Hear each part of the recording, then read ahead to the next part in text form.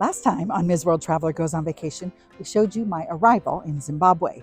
On day 2, it's all about Victoria Falls, the largest curtain of falling water anywhere. One of the activities I was the most excited about was the helicopter ride over Victoria Falls, which started with a pickup at my hotel and a bumpy drive down dirt roads to the heliport.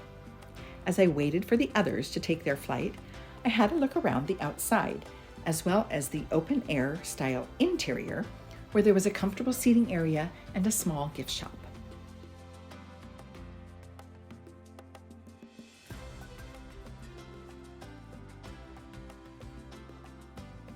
Following a briefing about safety protocols, it was my turn to proceed out to the helicopter. I actually got to sit in the front seat with the pilot, and after a thorough and tight strapping in, we had liftoff.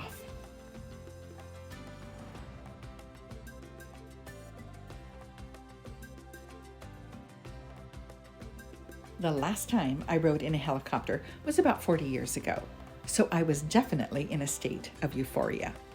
A beautiful, clear day with the sun glistening off the water and the mist rising. Back and forth we flew over both the Zimbabwe and Zambia sides, getting the aerial view from all vantages.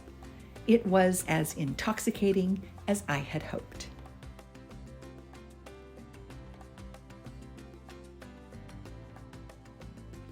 From the air, I had the overview of the Zambezi River as it pours through the first gorge and then carving a series of sharp, zigzagging curves that form another 5 gorges.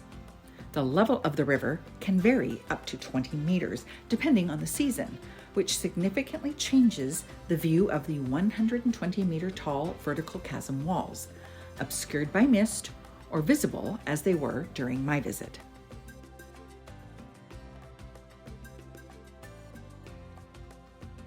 After about 15 minutes of flying, the touchdown was gentle, as if floating. A few photos later, it was back to the hotel in an open-air Jeep to await pickup from Kuda.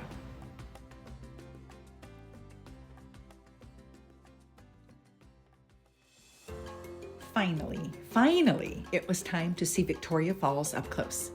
One of the 7 natural wonders of the world, it had always been on my bucket list, and the anticipation had been building for months. Once we had the tickets, Kuda gave a short introduction.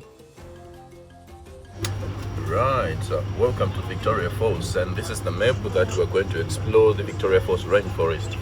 Termed the rainforest because of the perpetual spray emanating from the water that suspends itself in the abyss. Mosoatunya, as it's known by its native name, is justified by the multiple streams of sprays that plummet as the Zambezi meanders down in the gorge. Now, we would explore the sections of the falls through different dotted points input by the National Park, from point number 1 up to point number 15 to see the falls, then point number 16 to see the Victoria Falls Bridge, which is over 100 years old.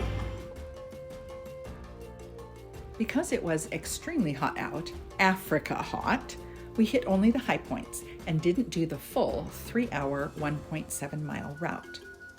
Impressive is a small word to describe the exhilaration of hearing the thundering waters, which is why the native name means the smoke that thunders.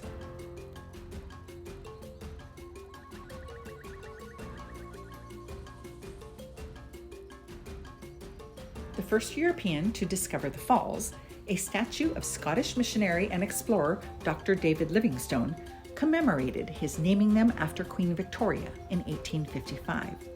He famously described the spray, roar, and rainbows as, quote, the most wonderful sight I had witnessed in Africa.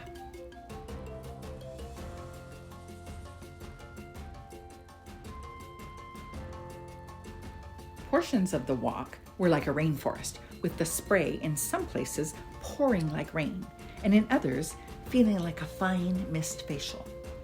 Most of the areas we walked were lush and shaded, with outlooks jutting out over the cliffs designed to highlight specific viewpoints.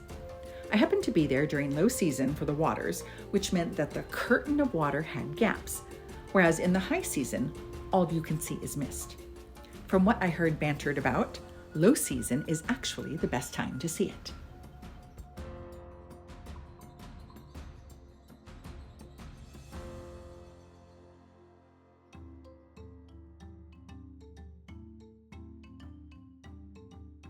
Victoria Falls is shared by Zimbabwe and Zambia, so next time we'll see it from the Zambia side as well as look around the town of Livingstone.